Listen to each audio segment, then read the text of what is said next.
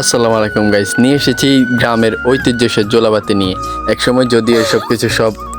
একসময় যদিও গ্রামে এগুলা খুবই প্রচলন ছিল, তবে এখন আর নাই। তাই আজকে আমরা বাড়ির কয়েকজন মিলে জোলাবাতি করার প্ল্যান করলাম। তাই এখন শুরুতে আমরা চুলা বানানোর জন্য এখানে একটু খাদ করে নিচ্ছি। তো আজকে আমাদের জোলাবাতির আইটেম হচ্ছে এই যে মাছ, ডিম, চাল আর সাথে হলো শাক, বা আরও আছে শাক। তো আমরা এগুলো সব জোগাড় সবাই থেকে নিয়ে নিয়েছি। তো এখানে আমরা অলরেডি আগুন জ্বালিয়ে দিয়েছি। এখানে আমাদের ভাতের জন্য পানি গরম করা হচ্ছে। এদিকে আগুন ধরানোর সাথে সাথে হঠাৎ করে বাতাস শুরু হয়ে গেল। তো আগুনের ধরাতে অনেক ডিস্টার্ব হচ্ছিল, বাতাসের কারণে আগুন জ্বলছিল না। তারপরে কষ্ট করে আমরা আগুনটা কোনো রকম ধরাইছি। অনেক তুফান বাতাস, আকাশটা কালো হয়ে মনে হচ্ছে বৃষ্টি আসতেছে আজকে। সবাই এতদিন খুবই খরা গেছিলো, আজকে আমরা যা জলাবাতি শুরু করছি এর মধ্যে শুরু হয়ে গেছে তুফান বাতাস। আর যেহেতু স্বাভাবিকত আমরা বাড়িতে থাকি না, অনেকদিন পরে যাই, ঈদে বন্ধ এসেছে, তাই সবাই যেহেতু একটু একসাথে হয়েছি, এই জন্য বাড়ির সবাই মিলে আমরা এই প্ল্যানটা করেছি জলাবাতির জন্য। তো কিন্তু বাতাসের জন্য আর মেঘ অনেক ফাড়াফাড়ি করছিল, এর মধ্যে হঠাৎ করে বৃষ্টি হওয়া শুরু হয়ে গেছে। তাই আমরা এখান থেকে সব নিয়ে পালাচ্ছিল, সবাই এখান থেকে তাতাইগুলো নিয়ে আসছিল। এগুলো যদি ভিজে যায় তাহলে আজকে আমাদের জলাবাতিটা বরবাদ হয়ে যাবে। আজকের প্ল্যানটা যেন ভিজতে না যায়, সেই জন্য আমরা এগুলো সব নিয়ে আসছিলাম। আর এত জোরে বাতাস, ঠাডা, বিজলি যা মারা শুরু করছিল, এমন জোরে জোরে ঠাডা, যেটা আসলে বৃষ্টি অনেক জোরে চলছিল, যার মধ্যে আমাদের জলাবাতিটা এতদিন পরে যা একটা প্ল্যান করলাম সবাই ভিজতে যাচ্ছিল। তারপরও আমরা প্ল্যানটা বাদ দিই নেই। তো আমাদের ঘরে একটা নাইয়ে চুলা ছিল, তো এটা আমরা আমাদের একটা ঘরের ভিতরে আমরা জলাবাতি শুরু করে দিলাম। তো এর মধ্যে আমাদের জন্য চলেছে নাস্তার জন্য সেমাই। তো সবাই মিলে আমরা সেমাইগুলো একটু খাচ্ছিলাম আর আপনাদেরকে দেখাচ্ছিলাম।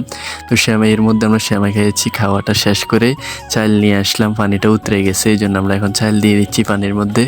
তো তো আস্তে আস্তে আমি পাতিলে আস্তে আস্তে করে চালগুলো দিয়ে দিচ্ছিলাম যেন বাইরে না পড়ে, এই জন্য আস্তে আস্তে দিচ্ছিলাম। তো আমাদের অলরেডি ভাত হয়ে গেছে, তাই আমরা পাতিলটা নামিয়ে ফেলছি। তো এখন এটার হ্যান্ড গালতে হবে। তো আমরা ফ্যান গালার জন্য আস্তে আস্তে নিয়ে যাচ্ছি। তো এটা হ্যান্ড যেহেতু গালতে হবে, তো আমি নিয়ে যাচ্ছি এটাকে হ্যান্ড গালার জন্য। ওই ঘরে এখানে একটা হ্যান্ড গালানি আছে, তো ওটার উপর এখন আমি নিয়ে রেখে দিয়েছি। এটা হ্যান্ড গালবে একটু পরে, একটু বসাতে হবে, তাই জন্য হ্যান্ড গালের উপর রেখে দিলাম। তো এবার আমরা চুলার উপর শাকগুলো বসিয়ে দিলাম এগুলো সিদ্ধ করার জন্য। তো এগুলো আস্তে আস্তে সিদ্ধ যেন ভালো করে সিদ্ধ হয়ে যায়, একটু লেড়ে ছেড়ে দিচ্ছিলাম ভালো করে। তো অবশেষে শাকটা সিদ্ধ হয়ে যাওয়ার পর এবার আমরা পাতিলে বসে তেল দিয়ে দিলাম, মাছগুলো ছাকতে হবে। তো পাতিলে তেল বসে এবার আস্তে আস্তে মাছ দিচ্ছিলাম একটা একটা করে। মাছগুলো আমরা ভালো করে ছেঁকে নিতে হবে। তো আস্তে আস্তে করে মাছগুলো ছেঁকে নিতেছি যেন সুন্দর করে হয়ে যায়। তো একটু লেড়ে ছেড়ে দিচ্ছিলাম মাছগুলোকে। তো আসলে জোলাবাতিটা যদি আমরা বাইরে করতাম, বাইরে যদি এগুলো রান্না করতাম অনেক মজা হতো, কিন্তু এখন ভিতরে করার কারণে তেমন একটা মজা হয় না, বাইরে করলে অনেক বেশি মজা হতো। তো আমরা মাছটা চেকে নেওয়ার পর এখন অনেক গরম, ভিতরে চুলার কারণে অনেক গরম, তাই ঠান্ডা লেবুর শরবত সবাইকে দিচ্ছিলাম। আমরা সবাইকে ভাগ করে একটু দিচ্ছিলাম অল্প, তাই সবাইকে একটু সমানভাবে মেপে আস্তে আস্তে দিচ্ছিলাম। মজা করে খাচ্ছিলে, আবার দেখাচ্ছিলে একটু মজা করে সবাইকে, ও অনেক মজা করে সবার সাথে। তো মাছগুলো ছাকা শেষ হয়ে যাওয়ার পর এখন আমরা মাছের ঝোল করার জন্য এখানে পাতিলটা বসে সব কিছু দিয়ে দিচ্ছি। হলুদ দিয়ে দিয়েছি, প্রথমে হলুদ দিয়ে একটু ভালো করে নেড়ে নিতেছি আমরা। তো এখানে প্রথম আমরা হলুদ দিয়েছি, এরপর আমরা আরও কিছু পরিমাণ মতো আমাদের আরও কিছু হলুদ দিয়ে দিয়েছি। তারপর এখানে আমরা মশলা, মরিচের গুঁড়া, এখন আমরা দেবো মরিচের গুঁড়া দিতেছি পরিমাণ মতো আমাদের। তারপরে আবার মশলা দিয়ে দিব আস্তে আস্তে সব কিছু। তো আপনারা তো জানেনই কীভাবে মাছ ভাজি করতে হয়, তারপর আমরা একটু দেখাচ্ছিলাম যে তো এটা সুন্দর একটা জিনিস, জোলাবাতি আগে অনেক সবাই করতেন করে না। তো এবার আমরা মাছের সাথে আস্তে আস্তে ডিমগুলো দিয়ে দিচ্ছিলাম, কারণ আমাদের আজকে আইটেমে হচ্ছে মাছ, ডিম আর হলো শাক। তো ডিমটা আমরা মূলত এখন মাছের সাথে আস্তে আস্তে দিয়ে দিব একটা একটা করে। তো মাছের সাথে আমরা আস্তে আস্তে ডিমগুলো দিয়ে দেওয়া আসে। তো দেখেন এখনও পরিমাণ বৃষ্টি কোনোভাবে থামছে না, প্রচুর পরিমাণে বৃষ্টি হচ্ছে। কিন্তু বাইরে করলে এটা অনেক বেশি সুন্দর হতো, এটা বাইরে করলে অনেক মজা হয়, সবাই মিলে বাইরে অনেক মজা করে, কিন্তু বৃষ্টির কারণে পারতেছিলাম না।